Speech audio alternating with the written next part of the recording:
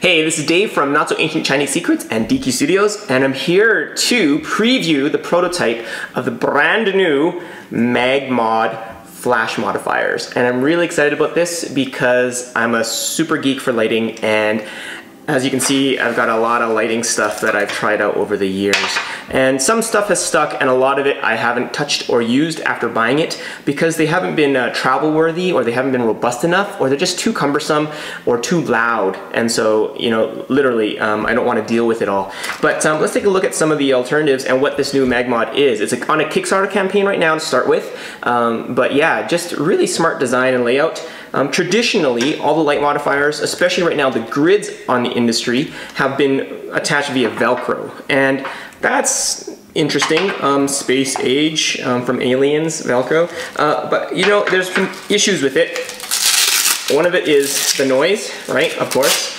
And then two, it's just kind of annoying to have to wrap the Velcro around your flash every time you want to use it.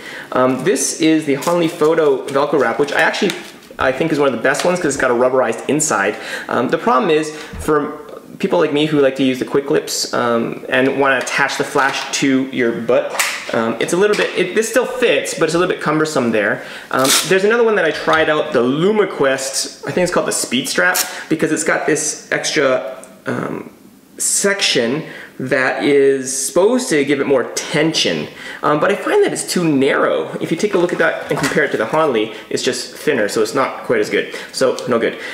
The other issue is once you actually have them on your flash, is that you're using this Velcro to attach it, and I find that the attachment method is not secure, to say the least, and especially when I'm in a rush during a wedding, I don't really want to deal with it. So if I've got my Hanli grid here and I attach it, it's not bad, but once you start moving around, it sometimes has some give, and if you don't pinch it on the sides, or if it releases a little bit from just moving around a little bit, that grid shifts a bit on you, which I don't really like.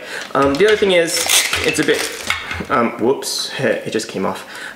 It's a little bit thick to actually use or carry in my pocket. I don't usually like to carry these in my pocket, so I actually don't bring these with us to weddings or to travel.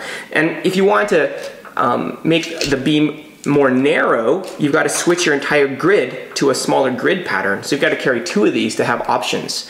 Another competitor to that has been the Rogue grids, and this is really expensive, and I really don't like the design because they expect you to, one, I like that they don't need a Velcro add-on.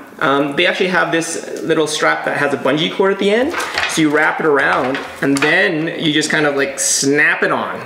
But the horrible part about this is the fact that they expect this grid to stay on my flash with friction.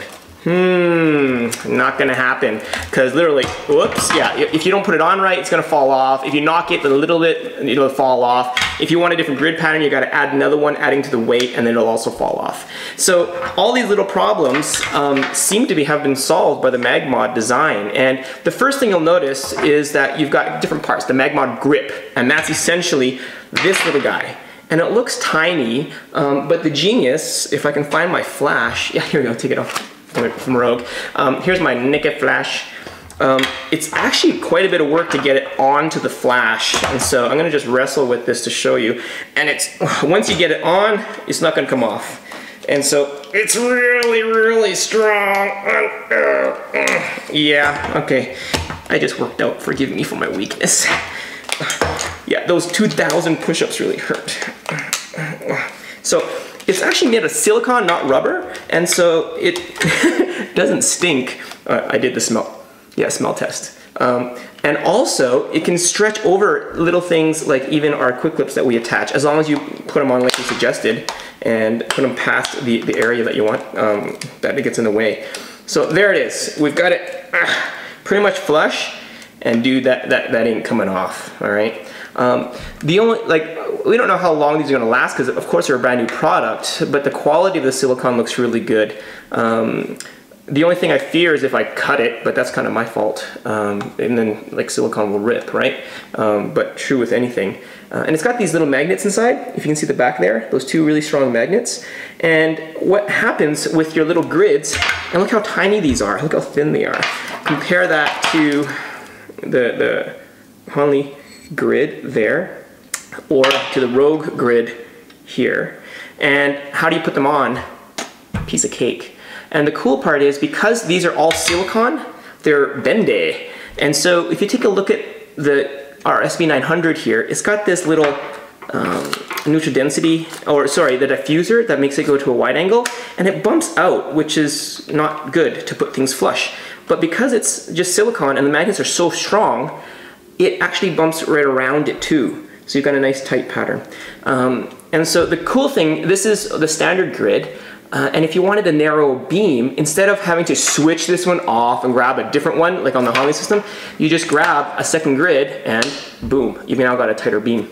If you take a look at both of them together, I'm not sure, I haven't actually tested a lot of lighting with this. We'll see how the pattern changes as the grid changes and thickens up. But it's a really smart system, because now I can fit one of these in my pocket, even my skinny jean pocket, it's not too bad. And then when I need to shoot, piece of cake. And even though this is a little bit hard to get on and off, I probably wouldn't deal with that on a wedding day. I'd just leave it on my flash all the time. And so when I need to shoot with the grid, boom, I'm on and I can keep on going.